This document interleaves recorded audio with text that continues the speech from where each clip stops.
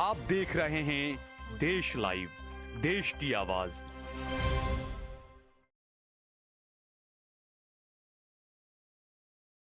देश लाइव में आपका स्वागत है। मैं हूं सहल कुरैशी।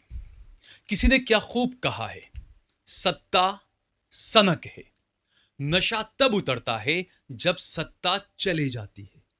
30 साल बाद ममता और सोनिया की गले मिलने की तस्वीर इसी कहानी को बयां करती है। ममता बनर्जी ने आज से तकरीबन 30 साल पहले जब कांग्रेस छोड़ी थी, तब भी वो सोनिया गांधी से मिलकर गई थी। ममता ने शरद पवार की तरह सोनिया गांधी के खिलाफ होकर पार्टी नहीं छोड़ी थी। उन्होंने सीताराम केसरी से नाराज होकर कांग्रेस छोड़ी थी। उस समय सीताराम केसरी कांग्रेस अध्यक्ष हुआ करते थे। सोनिया और राजीव का सम्मान वो हमेशा रखती रही। मुख्यमंत्री बनने से पहले जब तक दिल्ली में थी तो अपने घर में राजीव गांधी की फोटो भी लगाती थी। 1984 में राजनीति में आते ही राजीव गांधी ने जिन नए चेहरों को चुनावी मैदान में उतारकर लोगों को चौंकाया था, उनमें अमिताभ बच्चन और माधवराव सिंधिया के साथ साथ ममता बनर्जी भी थी। ममता बनर्जी को अपने दौर के धुरंधर सोमनाथ चटर्जी के खिलाफ चुनावी मैदान में उतारा गया था, और जैसे सिंधिया ने अटल बिहारी वाजपेयी को, अमिताभ बच्चन ने हेमवंती नंदन बहुगुणा को हराया था, वैसे ही ममता ने सोमनाथ चटर्जी को हराया था। इंडिया गठबंधन की बेंगलुरु बैठक में ममता ने माय फेवरेट राहुल गांधी कहा था, लेकिन परिवार के सम्मान में उनसे कंटिन्यूटी नहीं रही। बीच बीच में वो राहुल के खिलाफ बोलती रही। बहरहाल 1997 में ममता जब भारी मुसीबत में थी तो सोनिया से मिलकर गई थी। वैसे ही आज अपने अस्तित्व पर संकट के समय भी सोनिया से मिलने आई। 30 साल बाद भी सोनिया गांधी ही हैं उनके आंसू पोंछने वाली।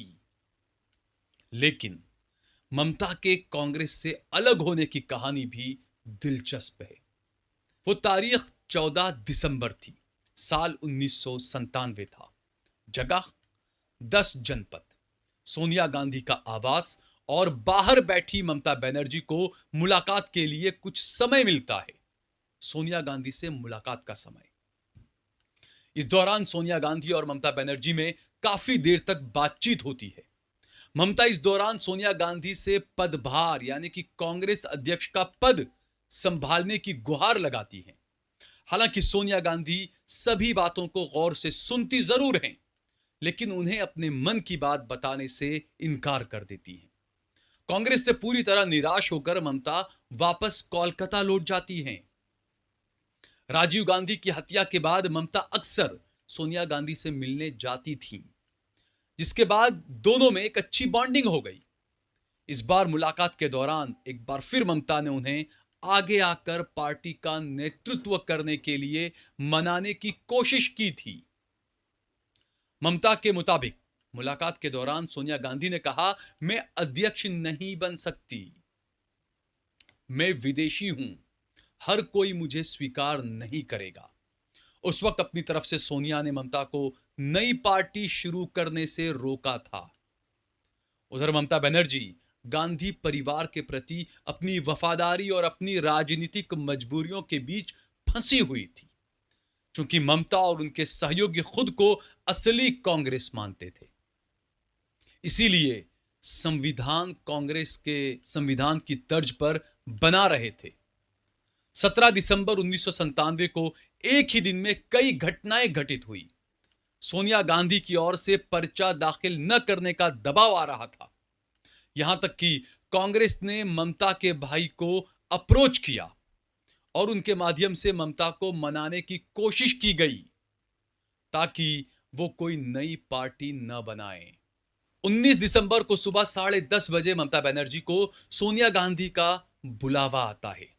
सोनिया के आवास पर एक बैठक होती है और एक प्रस्ताव पर सहमति बनती है।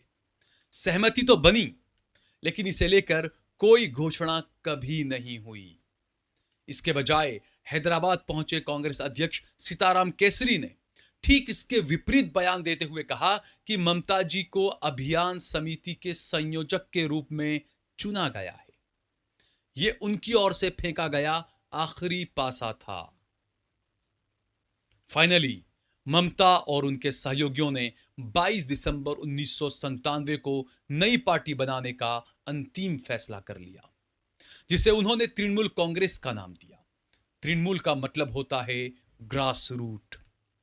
बहरहाल जब ममता बनर्जी प्रेस कॉन्फ्रेंस कर रही थी तो उन्हें खबर मिली कि उन्हें और उनकी पार्टी के लोगों को कांग्रेस से निकाल दिया गया है। यह दशकों पुरानी पार्टी में उनके कार्यकाल का अंत था। 1 जनवरी 1998 को तृणमूल कांग्रेस की शुरुआत हुई और बंगाल की राजनीति में एक नए दल के साथ नए नेता का उदय हुआ जो 16 साल तक सत्ता में रहा। सत्ता गई तो सबसे पहले विधायक टूटे, फिर सांसद। आखिरकार बुझे हुए दिल से ही सही ममता सोनिया के करीब आई और गले लगी। अब अहंकार गया या नहीं ये नहीं पता, वरना लुटियन दिल्ली और मीडिया के लोग ममता को तुख्म मिजाज वाली और कभी न झुकने वाली नेता के तौर पर जानते हैं, मानते हैं। अब देखना यह होगा कि इस राजनीति में आगे आगे क्या होता है। अगर आपको ये वीडियो पसंद आई हो तो इस पर कमेंट करें, इसे लाइक करें, इसे ज्यादा से ज्यादा शेयर करें। अगर आपने हमारा चैनल देश लाइव सब्सक्राइब ना किया हो तो हमारे चैनल को जरूर सब्सक्राइब करें।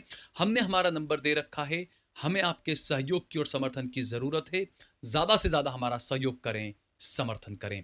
डिस्क्रिप्शन में एक लिंक दिया हुआ है, लिंक पर क्लिक करके आप ज्वाइन बटन जरूर दबाएं। हम एक मुहिम चला रहे हैं कि इस महीने यानी कि 1 महीने के अंदर हमें कम से कम 50 लोगों को हमारे साथ जोड़ना है। ज्वाइन बटन दबाकर आप सीधे हमारे साथ जुड़ सकते हैं। फिलहाल मुझे दीजिए इजाजत। जय भारत, जय हिंद।